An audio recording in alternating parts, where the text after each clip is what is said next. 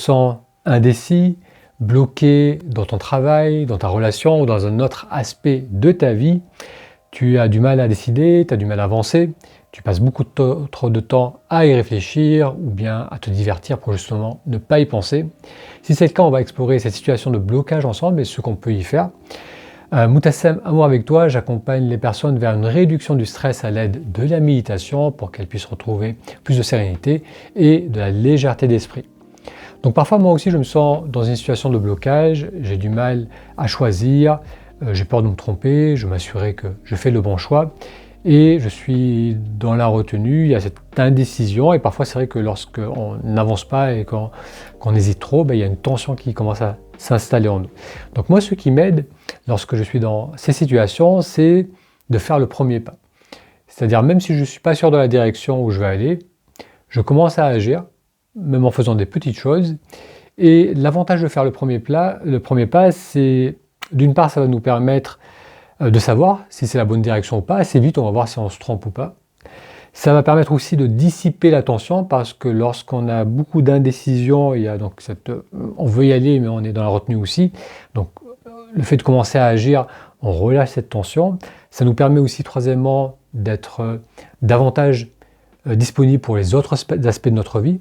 Parfois, lorsqu'on est bloqué par rapport à une situation, ça prend beaucoup d'énergie, ça prend beaucoup d'attention, et du coup, on a tendance à négliger le reste. Donc là, ça libère du temps, de la disponibilité pour les autres domaines de notre vie. Et ce qui est bien aussi, lorsqu'on commence à agir, ça nous permet quand même d'apprendre et de s'améliorer et d'avancer sur le projet qui nous tient à cœur ou sur l'aspect de cette vie, de notre vie qui a besoin d'évoluer.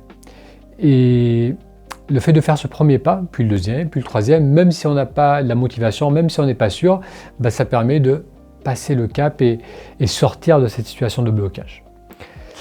Cela dit, parfois, on est tellement bloqué, on est tellement indécis, où l'implication du choix est suffisamment conséquente pour qu'on n'arrive pas à faire ce premier pas. C'est trop compliqué, on a vraiment beaucoup d'hésitation, il y a une grande retenue en nous et on n'arrive pas à avancer. Qu'est-ce qui peut aider dans ce cas? Ce qui va aider, c'est trouver ce que j'appelle la troisième voie. Lorsqu'on est face à une décision compliquée, qu'on se sent bloqué dans un domaine de notre vie, il y a souvent des situations ou des choix conflictuels. Par exemple, j'aimerais arrêter mon travail parce que j'ai plus la motivation, mais en même temps, j'ai besoin de mon travail pour payer mes factures. Donc là, il y a deux forces contraires. Il y a une forte envie d'arrêter, mais aussi un fort besoin de rester.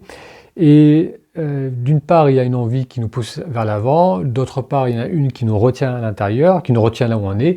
Et ces deux forces contraires font qu'on n'avance pas, et il y a une tension, et il y a une pression qui s'accumule en nous.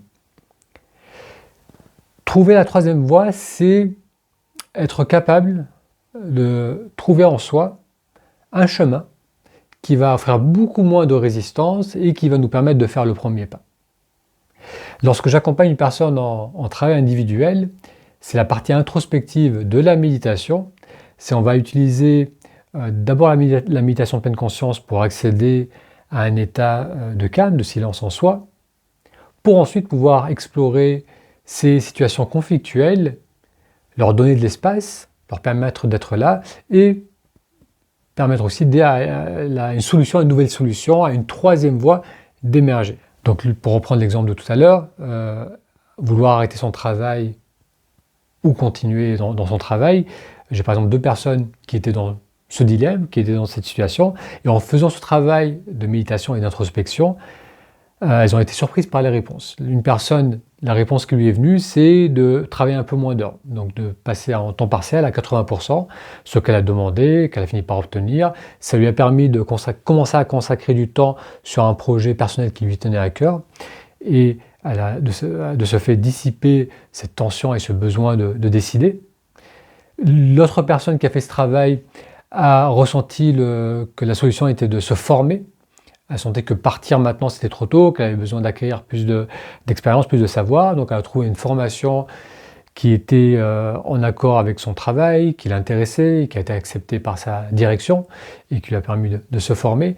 Et dans ces deux cas, il y a une mise en action qui a fait qu'elles ont pu avancer par rapport à ce domaine qui était le domaine professionnel, et elles ont pu être dans cette situation de blocage et dans cette situation de tension.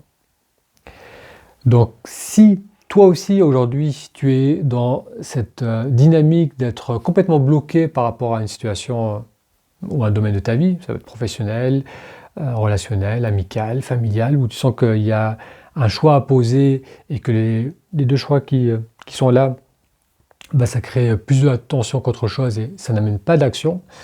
Alors en ce moment, je propose des rendez-vous individuels de découverte. Ces rendez-vous, c'est l'opportunité de voir comment la méditation peut t'aider à voir plus clair en toi. Donc la plupart des personnes qui me contactent pour faire ces rendez-vous individuels, elles le font initialement pour réduire le stress, parce qu'elles ont une accumulation de fatigue mentale et qu'elles ressentent que la méditation et une meilleure connaissance de soi peut être très bénéfique. Et lorsqu'on commence à travailler ensemble, on réalise que l'une des raisons pour laquelle elles ont autant de stress, c'est qu'il y a des domaines où il y a ce sentiment de blocage. On est bloqué dans une situation parfois depuis des mois, voire des années, et il y a ce langage intérieur qui continue. C'est un ping-pong qu'on joue dans notre tête. J'y vais pas, je fais ça, je veux pas. Et ça crée une très grande tension en soi, du stress.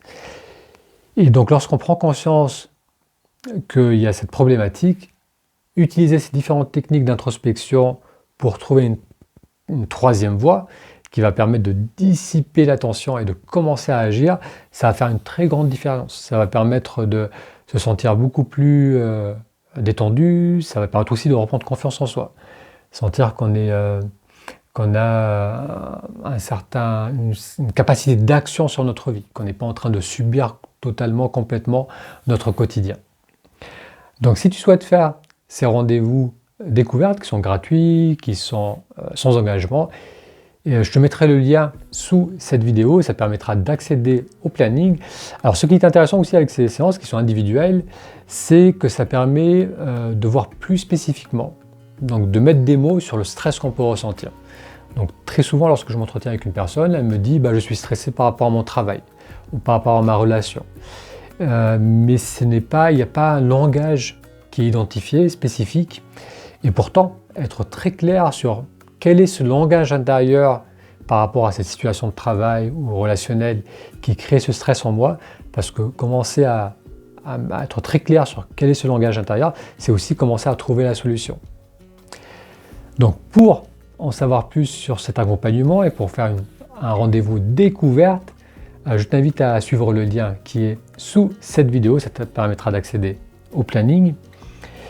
Et à noter aussi que ce dimanche à 18 h, on se retrouve tous sur YouTube pour faire une séance en direct. Donc tu es bien sûr le bienvenu.